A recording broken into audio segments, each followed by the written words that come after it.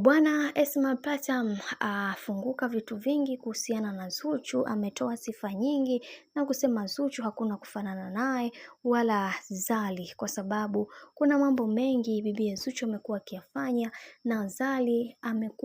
amekuwa hayo mambo hakuwa akiyafanya. Tumeweza kupitia mambo mengi na wengi wao waliweza kuongea vitu vingi, na wengi wakasema kwamba katika kila hatua ambayo tumekuwa tukipitia katika maisha, wengi wao walitamani kuweza kuona kila kitu kinakuwa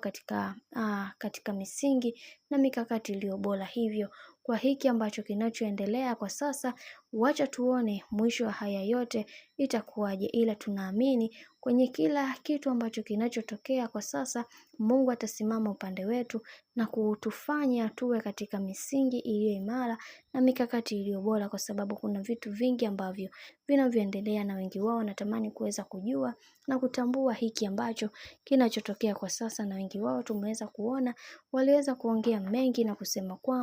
kwamba bibie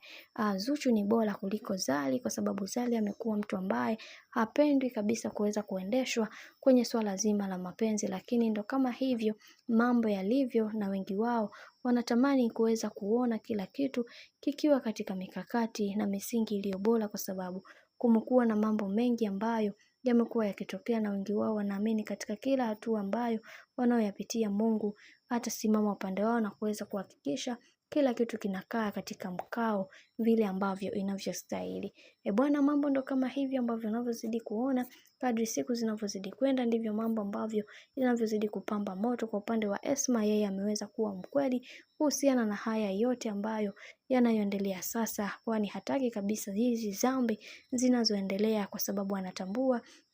na kuelewa ni vitu gani ambavyo vinatakiwa kuweza kufanya, na hicho ndiyo kitu pekee ambacho amekuwa akijivunia kwa upande wake. Na kwa upande wake amesema atahakikisha Zuchu anakuwa moja kati ya mwanamke ambaye ni sahihi katika maisha yake na ni bora katika maisha yake yote kiujumla.